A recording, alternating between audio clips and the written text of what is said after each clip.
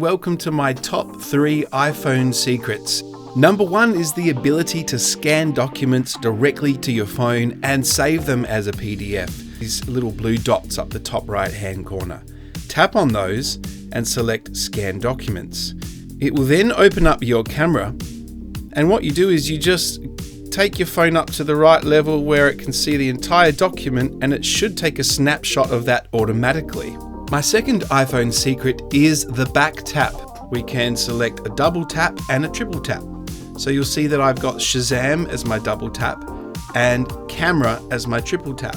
So if at any point I tap the back of my iPhone 3 times, it'll automatically go to my camera app.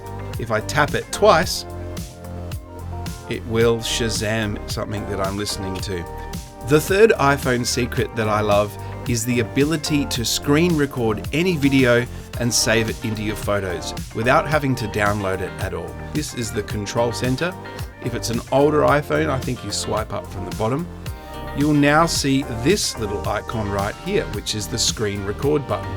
Here's a short screen recording that I made with these little controls on either side, right here, to trim the start and get rid of that control center and trim the end if I did that at the end as well. Thanks for watching. Check out my YouTube channel for the full video.